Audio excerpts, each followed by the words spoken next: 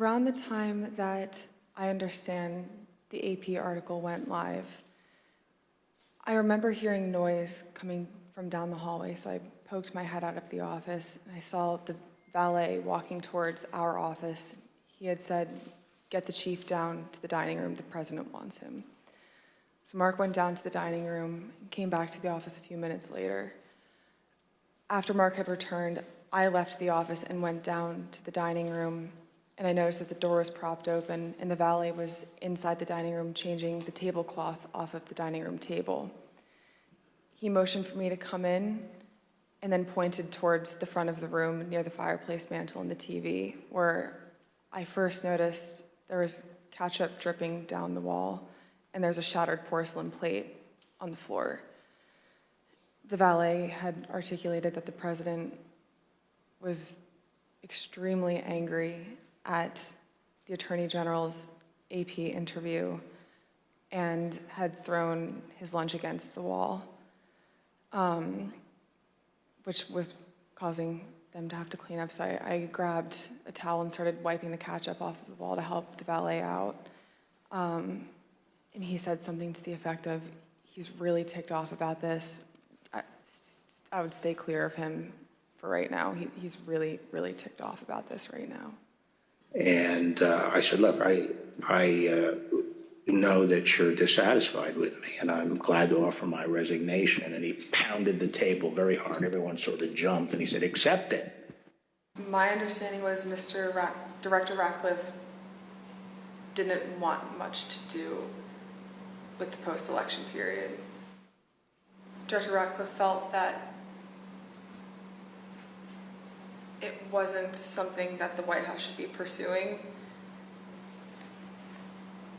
It felt it was dangerous for the president's legacy. He had expressed to me that he was concerned that it could spiral out of control and potentially be dangerous, either for our democracy or the way that things were going for the six. When you say it wasn't something the White House should be pursuing, what's the it?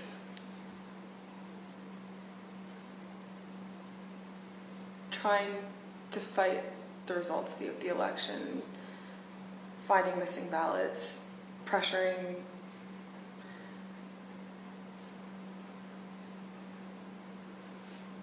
filing lawsuits in certain states where there didn't seem to be significant evidence, and reaching out to state legislatures about that. So pretty much the way that the White House is handling the post-election period, he felt that there could be dangerous repercussions in terms of precedent set for elections, for our democracy, for the six. He was hoping that we would concede. I remember hearing a few different ideas discussed between Mark and Scott Perry, Mark and Rudy Giuliani. I don't know which conversations were elevated to the president. I don't know what he personally wanted to do when he went up to the Capitol that day. I know that there were discussions about him having another speech outside of the Capitol before going in. I know that there was a conversation about him going into the House chamber at one point. As Mr. Giuliani and I were walking to his vehicles that evening, he looked at me and said something to the effect of, "Cass, are you excited for the 6th? It's going to be a great day." I remember looking at him and saying, "Rudy, could you explain what's happening on the 6th? He had responded something to the effect of, "We're going to the Capitol. It's going to be great. The president's going to be there. He's going to look powerful. He's going to be with the members. He's going to be with the senators. Talk to the chief about it. Talk to the chief about it. He knows about it." After Mr. Giuliani had left the campus that evening, I went back up to our office and I found Mr. Meadows in his office on the couch. He was scrolling through his phone. I remember leaning against the doorway and saying, "I just had an interesting conversation with Rudy, Mark. Sounds like we're going to go to the Capitol." He didn't look up from his phone and said something to the effect of, "There's a lot going on, Cass, but I don't know. Things might get real, real bad on January 6th. When hearing Rudy's take on January 6th and then Mark's response that evening was the first moment that I remember feeling scared. I recall hearing the word Oath Keeper and hearing the word Proud Boys closer to the planning of the January 6th rally when Mr. Giuliani would be around. The Capitol Police noted that the Proud Boys and other groups planned to be in Washington, D.C. on January 6th and indicated that, quote, unlike previous post-election protests, the targets of the pro-Trump supporters are not necessarily the counter-protesters as they were previously, but rather Congress itself is the target on the 6th. On January 3rd, Mr. Cipollone had approached me, knowing that Mark had raised the prospect of going up to the Capitol on January 6th. Mr. Cipollone and I had a brief private conversation where he said to me, we need to make sure that this doesn't happen. This would be legally a terrible idea for us. We have serious legal concerns if we go up to the Capitol that day. And he then urged me to continue relaying that to Mr. Meadows, because it's my understanding that Mr. Cipollone thought that Mr. Meadows was indeed pushing this along with the president. Having a private conversation with Pat late in the afternoon of the 3rd or the 4th, that Pat was concerned it would look like we were obstructing justice or obstructing the Electoral College count. And I apologize for probably not being very firm with my legal terms here, but that it would look like we were obstructing what was happening on Capitol Hill. And he was also worried that it would look like we were inciting a riot or encouraging a riot to erupt on the Capitol, at the Capitol. Did the president tell you this, that he wanted to speak at the Capitol? Correct, yes. During the meeting in the dining room, did the idea of the president proceeding or walking to the Capitol on the 6th after his speech come up? Walking to the Capitol? No. Driving to the Capitol? It came up. Okay, how did it come up and what was discussed? He brought it up. He said, I want to go down to the Capitol. The email identifies apparent planning by those coming to Washington on January 6th to, quote, occupy federal buildings, and discussions of, quote, invading the Capitol building. And we knew that if you have tens of thousands of very upset people showing up in Washington, D.C., that there was potential for violence. I received a call from Robert O'Brien, the National Security Advisor. He had asked if he could speak with Mr. Meadows about potential words of violence that he was hearing that were potentially going to happen on the Hill on January 6th. I had asked if he had connected with Tony Ornato, because Tony Ornato had a conversation with Mark about that topic. Robert had said, I'll talk to Tony, and then I don't know if Robert ever connected with Mark about the issue. I remember Mr. Ornato had talked to him about intelligence reports. I just remember Mr. Ornato coming in and saying that we had intel reports saying that there could potentially be violence on the 6th. On January 5th and 6th, Mr. Stone was photographed with multiple members of the Oath Keepers who were allegedly serving as his security detail. Ms. Hutchinson, is it your understanding that President Trump asked Mark Meadows to speak with Roger Stone and General Flynn on January 5th? That's correct. That is my understanding. And Ms. Hutchinson, is it your understanding that Mr. Meadows called Mr. Stone on the 5th? I'm under the impression that Mr. Meadows did complete both a call to Mr. Stone and General Flynn the evening of the 5th. Is it your understanding that Mr. Giuliani, Mr. Eastman, and others had set up what has been called, quote, a war room at the Willard Hotel on the night of the 5th? I was aware of that the night of the 5th. Mr. Meadows had a conversation with me where he wanted me to work with Secret Service on a movement from the White House to the Willard Hotel so he could attend the meeting or meetings with Mr. Giuliani and his associates in the war room. I had made it clear to Mr. Meadows that I didn't believe it was a smart idea for him to go to the Willard Hotel that night. I wasn't sure everything that was going on at the Willard Hotel, although I knew enough about what Mr. Giuliani and his associates were pushing during this period. I didn't think that it was something appropriate for the White House Chief of Staff to attend or to consider involvement in. I made that clear to Mr. Meadows. Throughout the afternoon, he mentioned a few more times going up to the Willard Hotel that evening, and then eventually dropped the subject the night of the 5th and said that he would dial in instead. There were many discussions the morning of the 6th about the rhetoric of the speech that day. In my conversations with Mr. Hirschman, he had relayed that we would be foolish to include language that had been included at the president's request, which had lines along to the effect of, fight for Trump, we're going to march to the Capitol, I'll be there with you, fight for me, fight for what we're doing, fight for the movement. Things about the vice president at the time, too.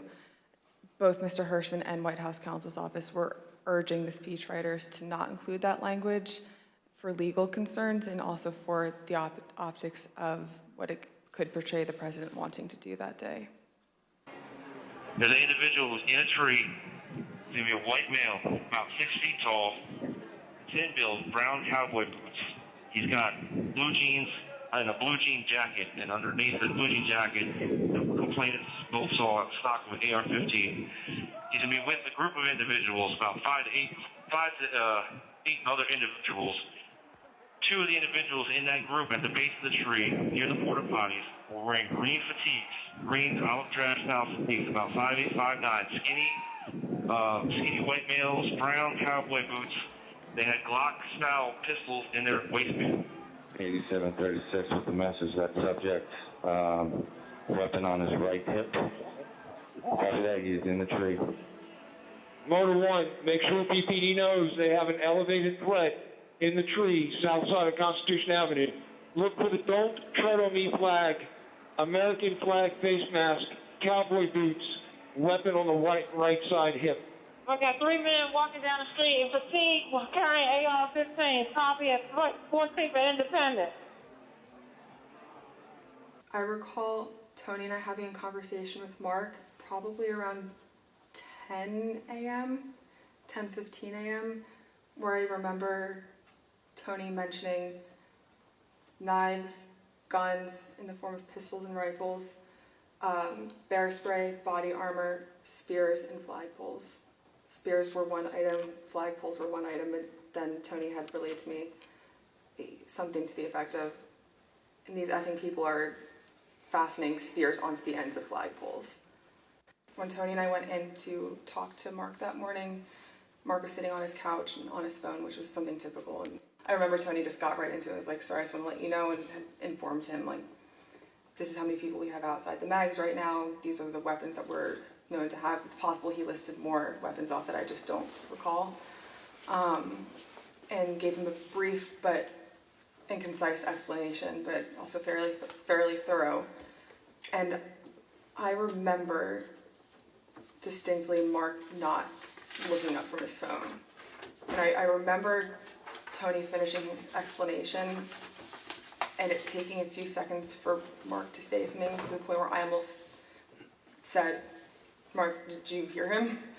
And then Mark chimed in and was like, all right, anything else? Still looking down at his phone. And Tony looked at me and I looked at Tony and Tony said, no, sir, do you have any questions? He's like, what are you hearing? And then I looked at Tony and I was like, sir, he just told you about what was happening down at the rallies. And he was like, yeah, I know. And then he looked up and said, have you talked to the president? And Tony said, yes, sir, he's aware too. He said, all right, good. I saw Mr. Cipollone right before I walked out onto West Exec that morning. And Mr. Cipollone said something to the effect of, please make sure we don't go up to the Capitol, Cassidy. Keep in touch with me. We're going to get charged with every crime imaginable if we make that movement happen. And these text messages were exchanged while you were at the ellipse. In one text, you write, but the crowd looks good from this vantage point as long as we get the shot. He was effing furious. And the text messages also stressed that President Trump kept mentioning the OTR, an off-the-record movement. When we were in the offstage announce area tent behind the stage, he was very concerned about the shot, meaning the photograph that we would get, because the rally space wasn't full. One of the reasons, which I've previously stated, was because he wanted it to be full and for people to not feel excluded because they'd come far to watch him at the rally.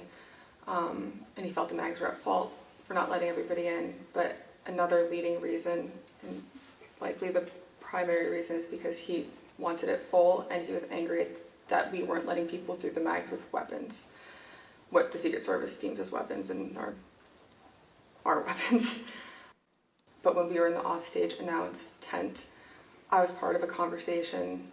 I was in the vicinity of a conversation where I overheard the president say something to the effect of, I don't effing care that they have weapons.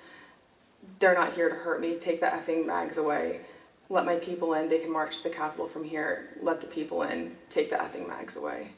In this particular instance, it wasn't the capacity of our space. It was the mags and the people that didn't want to come through.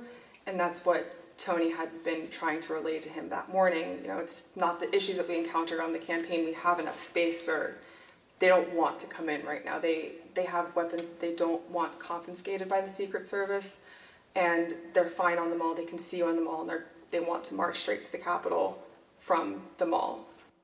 Walk down, and I'll be there with you. We're going to walk down. We're going to walk down. Anyone you want, but I think right here we're going to walk down to the Capitol. What about him marching to the Capitol on the 6th? Yes. Tell us about that. So it's kind of a general thing. I mean, to get into the specifics of it, I was aware of a desire of the president to potentially march to the or accompany the rally attendees to the Capitol. When did you first hear about this idea of the president accompanying rally attendees to the Capitol on the 6th? Well, this was at the 6th. This was during the after he finished his remarks. As you can see, NSC staff believed that Mogul, the president, was, quote, going to the Capitol, and, quote, they are finding the best route now. Mr. McCarthy called me with this information. I answered the call, and he sounded rushed, but also frustrated and angry at me, and I was confused because I didn't know what the president had just said. He then explained, the president just said he's marching to the Capitol. You told me this whole week you aren't coming up here. Why would you lie to me? I said, I'm not lying. I wasn't lying to you, sir. We're not going to the Capitol. And he said, well, he just said it on stage, Cassidy. Figure it out. Don't come up here. I said, I'll run the traps on this, and I'll shoot you a text. I can assure you we're not coming up to the Capitol. We've already made that decision. He pressed a little bit more, believing me, but I think frustrated that the president had said that. And we ended the phone conversation after that. And in this text message, you told Tony Ornato, quote, McCarthy just called me too. And do you guys think you're coming to my office? I've had 2 or 3 phone conversations with Mr. Ornato when we were at the Ellipse. And then I had 4 men on Mr. Meadows' detail with me in between those individuals and then a few other bodies on the ground, just the Secret Service doing advance. They were getting notifications through their radios, and Mr. Ornato in one phone conversation had called me and said, make sure the chief knows that they're getting close to the Capitol. It's they're having trouble stacking bodies. After I had the conversation with Mr. Ornato, I went to have the discussion with Mr. Meadows. He was in a secure vehicle at the time making a call. So when I had gone over to the car, I went to open the door to let him know, and he had immediately shut it. I don't know who he was speaking with. And when you finally were able to give Mr. Meadows the information about the violence at the Capitol, what was his reaction?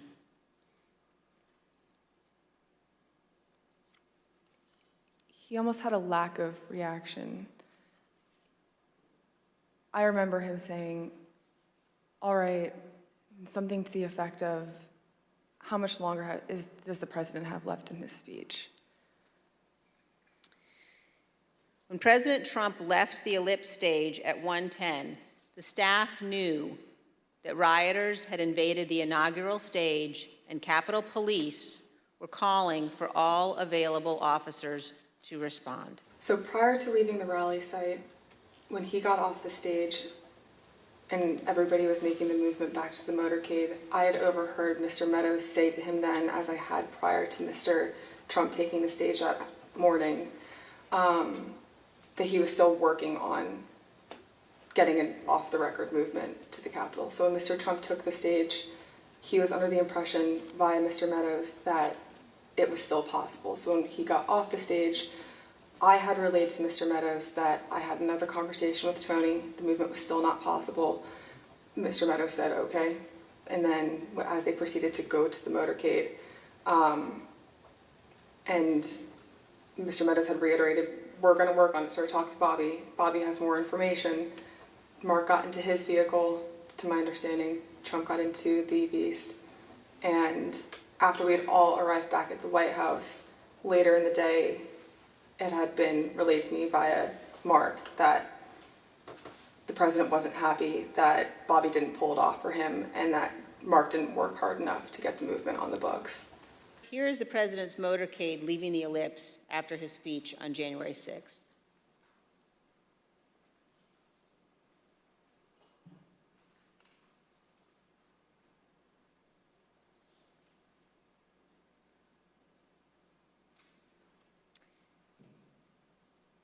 When I returned to the White House, I walked upstairs towards the Chief of Staff's office, and I noticed Mr. Ornato lingering outside of the office. Once we had made eye contact, he quickly waved me to go into his office, which was just across the hall from mine. When I went in, he shut the door, and I noticed Bobby Engel, who is the head of Mr. Trump's security detail, sitting in a chair, just looking somewhat discombobulated and a little lost. I looked at Tony, and he had said, "Did you effing hear what happened in the Beast?" I said, "No, Tony, I just got back. What happened?" Tony proceeded to tell me that when the president got in the Beast, he was under the impression from Mr. Meadows that the off-the-record movement to the Capitol was still possible and likely to happen, but that Bobby had more information. So once the president had gotten into the vehicle with Bobby, he thought that they were going up to the Capitol, and when Bobby had relayed to him, "We're not, we don't have the assets to do it, it's not secure, we're going back to the West Wing," the president had a very angry response to that. Tony described him as being irate. The president said something to the effect of, "I'm the effing president, take me up to the Capitol now." To which Bobby responded, "Sir, we have to go back to the West Wing." The president reached up towards the front of the vehicle to grab at the steering wheel. Mr. Engel grabbed his arm, said, "Sir, you need to take your hand off the steering wheel. We're going back to the West Wing. We're not going to the Capitol." Mr. Trump then used his free hand to lunge towards Bobby Engel, and when Mr. Ornato had recounted this story to me, he had motioned towards his clavicles. And was Mr. Engel in the room as Mr. Ornato told you this story? He was. So to the best of my recollection, I believe when we got back to the White House, he said he wanted to physically walk with the marchers, and according to my notes, he then said he'd be fine with just riding the Beast. But to the best of my recollection, he wanted to be a part of the march in some fashion. So I remember Mark being alone in his office for quite some time, and I know we've spoken about Ben Williamson going in at one point, and I don't personally remember Ben going in. I don't doubt that he had gone in, but I remember him being alone in his office for most of the afternoon, around 2 o'clock to 2:05. Around 2 o'clock to 2:05, we were watching the TV and I could see that the rioters were getting closer and closer to the Capitol. Mark still hadn't popped out of his office or said anything about it. So that's when I went into his office. I saw that he was sitting on his couch on his cell phone. Same as the morning where he was just kind of scrolling and typing. I said, "Hey, are you watching the TV, Chief?" Because his TV was small and you can see it, but I didn't know if he was really paying attention. I said, "You watching the TV, Chief?" And he was like, "Yeah." I said, "The rioters are getting really close. Have you talked to the president?" He said, "No, he wants to be alone right now." Still looking at his phone. So I start to get frustrated because I sort of felt like I was watching this is not a great comparison, but a bad car accident that was about to happen where you can't stop it, but you want to be able to do something. And I remember thinking in that moment, Mark needs to snap out of this, and I don't know how to snap him out of this, but he needs to care. And I just remember I blurted out, I said, "Mark, do you know where Jim's at right now?" And he looked up at me at that point and said, "Jim?" And I said, "Mark, he was on the floor a little while ago giving a floor speech. Did you listen?" He said, "Yeah, it was real good. Did you like it?" And I said, "Yeah. Do you know where he's at right now?" And he said, "Well, no, I haven't heard from him." And I said, "You might want to check in with him, Mark." And I remember pointing at the TV and I said, "The rioters are getting close. They might get in." And he looked at me and said something to the effect of, "All right, I'll give him a call." No more than a minute and a half later, I see Pat Cipollone barreling down the hallway towards our office and rushed right in, looked at me, said, "Is Mark in his office?" And I said, "Yes." He just looked at me and started shaking his head and went over, opened Mark's office door, stood there with the door propped open, and said something to Mark is still sitting on his phone. I remember glancing and he's still sitting on his phone. And I remember Pat saying to him something to the effect of, "The rioters have gotten to the Capitol, Mark. We need to go down and see the president now." And Mark looked up at him and said, "He doesn't want to do anything, Pat." And Pat said something to the effect of, and very clearly had said this to Mark, something to the effect of, "Mark, something needs to be done or people are going to die and the blood's going to be on your effing hands. This is getting out of control. I'm going down there." And at that point, Mark stood up from his couch, both of his phones in his hand. He had his glasses on still. He walked out with Pat. He put both of his phones on my desk and said, "Let me know if Jim calls." And they walked out and went down to the dining room. A couple minutes later, so likely around between 2:15 and 2:25. I know the tweet went out at 2:24. I don't remember if I was there when the tweet went out or if it happened right afterwards, but Jim had called. I answered the phone, said 1 second. He knew it was, I guess he knew it was me. I introduced myself, but I don't remember if he called my cell phone or if he had called one of Mark's. But I answered the phone and said, 1 sec, Mark's on the hall. I'm going to go hand the phone to him. He said, "Okay." So I went down. I asked the valet if Mark was in the dining room. Valet said yes. I opened the door to the dining room, briefly stepped in to get Mark's attention, showed him the phone, flipped the phone his way so he could see it said Jim Jordan. He had stepped to where I was standing there holding the door open, took the phone talking to Jim with the door still propped open. So I took a few steps back. So I probably was 2 feet from Mark. He was standing in the doorway going to the Oval Office dining room. They had a brief conversation, and in the crossfires, I heard briefly what they were talking about, but in the background, I had heard conversations in the Oval dining room at that point talking about the Hang Mike Pence chants. It wasn't until Mark hung up the phone, handed it back to me. I went back to my desk. A couple minutes later, him and Pat came back, possibly Eric Hirschman too. I'm pretty sure Eric Hirschman was there, but I'm confident it was Pat that was there. I remember Pat saying something to the effect of, Mark, we need to do something more. They're literally calling for the vice president to be effing hung. And Mark had responded something to the effect of, you heard him, Pat. He thinks Mike deserves it. He doesn't think they're doing anything wrong. To which Pat said something, this is effing crazy. We need to be doing something more. Briefly stepped into Mark's office. In fact, he put this tweet out at 2:24 p.m.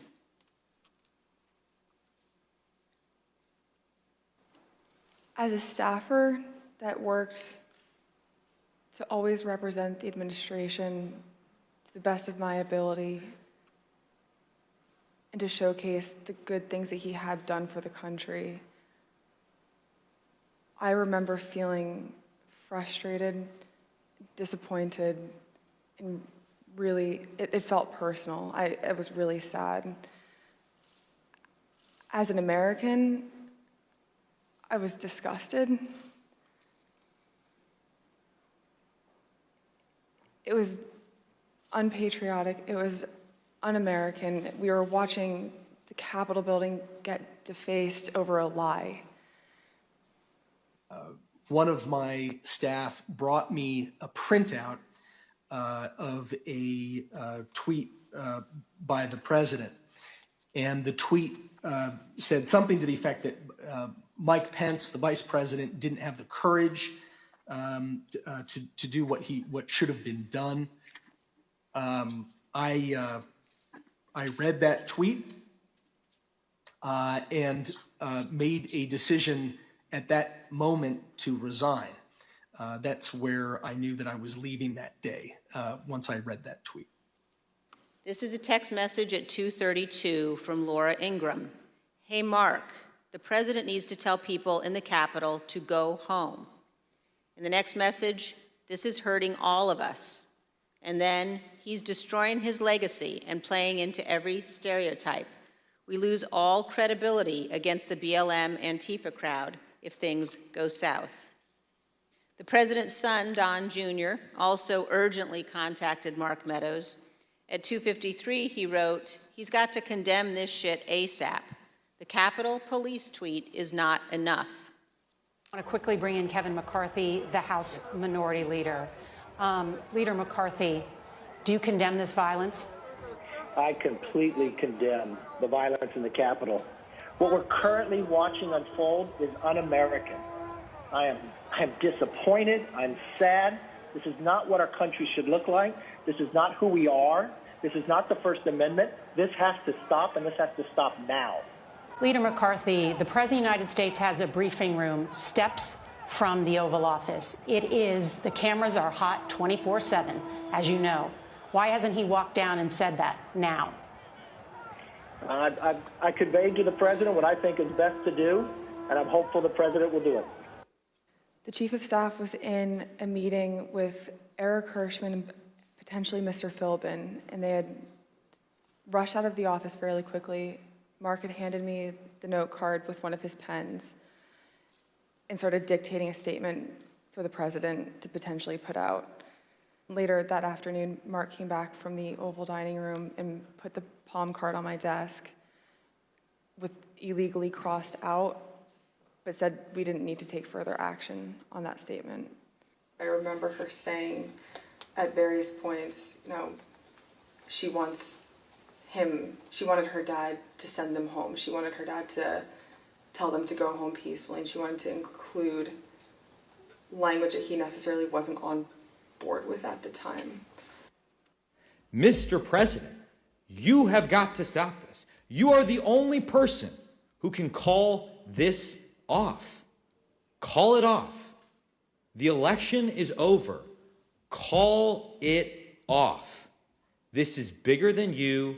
It's bigger than any member of Congress. It is about the United States of America, which is more important than any politician. Call it off. It's over. Mr. Hannity said, quote, can he make a statement? I saw the tweet. Ask people to leave the Capitol. We have to have peace. So go home. We love you. You're very special. You've seen what happens. You see the way others are treated that are so bad and so evil. I know how you feel. But go home and go home in peace. I recall him being reluctant to film the video on the 6th. I was not involved in any of the logistics or the planning for that video. I just remember seeing the video go out and feeling a little shocked after it went out. We understand that this text message that Sean Hannity sent to Kayleigh McEnany on January 7th shows what Mr. Hannity said to the president. First, no more stolen election talk. Second, impeachment and 25th Amendment are real. Many people will quit. That tweet reported that President Trump's cabinet secretaries were considering invoking the 25th Amendment to remove President Trump from office. Mr. Pompeo reached out to have the conversation with Mr. Meadows in case he hadn't heard the discussions amongst cabinet secretaries. And from what I understand, it was more of a, this is what I'm hearing, I want you to be aware of it, but I also think it's worth putting on your radar because you are the chief of staff, you're technically the boss of all the cabinet secretaries, and you know, if conversations progress, you should be ready to take action on this. Like, I'm concerned for you and your positioning with this. You know, reach out to me if you have any questions or like I can be helpful with you at all. As you can see, in resigning on January 6th, Secretary DeVos said to the president, quote, "There's no mistaking the impact your rhetoric had on the situation, and it is the inflection point for me." When Secretary Chow resigned, she spoke of the January 6th attack, and she said, quote, "As I am sure is the case with many of you, this has deeply troubled me in a way I simply cannot set aside." I learned from a conversation with Mark and overhearing between him and White House counsel and Eric Hirschman as well that Trump didn't necessarily think he needed to do anything more on the 7th than what he had already done on the 6th.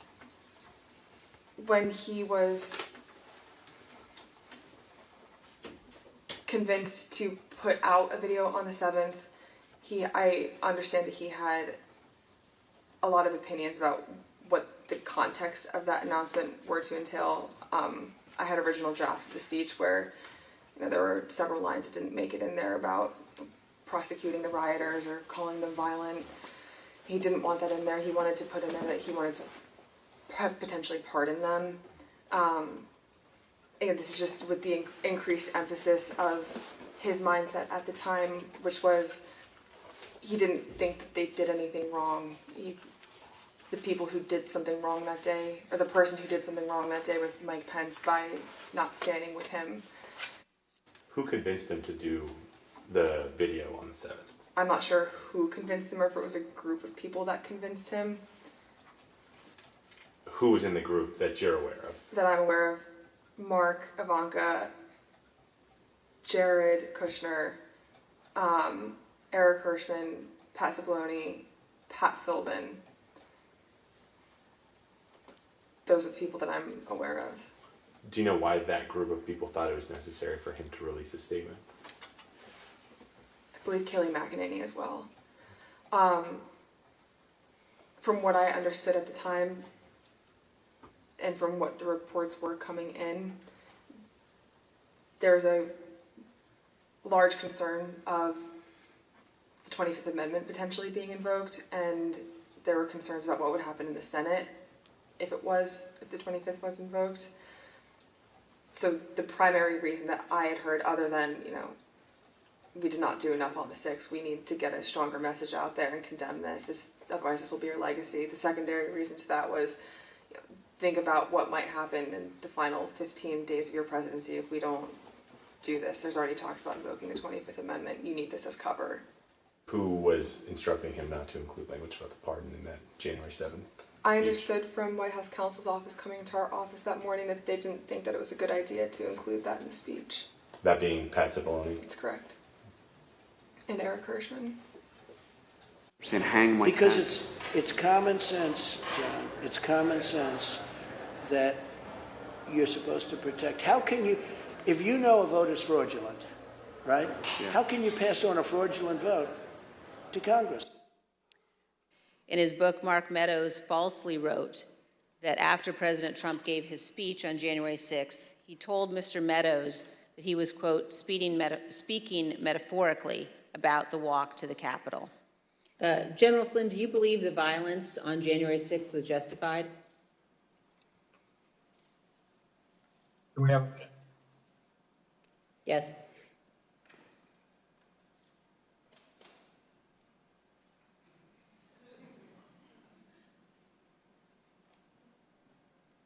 All right, we're back. Congressman Cheney, could you repeat the question, please? Yes. General Flynn, do you believe the violence on January 6th was justified? Is that, can I get a clarification? Is that a moral question or are you asking a legal question? I'm asking both.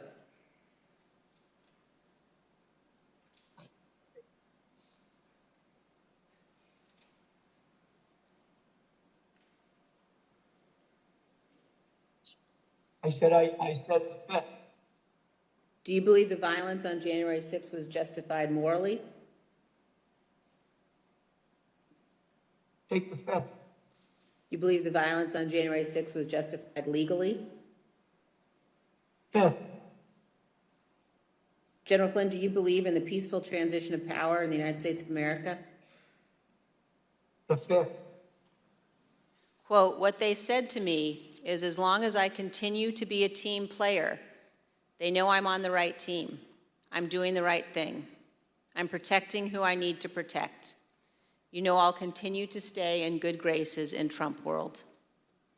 And they have reminded me a couple of times that Trump does read transcripts, and just keep that in mind as I proceed through my interviews with the committee. Quote, a person let me know you have your deposition tomorrow. He wants me to let you know he's thinking about you. He knows you're loyal and you're going to do the right thing when you go in for your deposition. Ms. Hutchinson, did Rudy Giuliani ever suggest that he was interested in receiving a presidential pardon related to January 6th? He did. Ms. Hutchinson, did White House Chief of Staff Mark Meadows ever indicate that he was interested in receiving a presidential pardon related to January 6th? Mr. Meadows did seek that pardon. Yes, ma'am.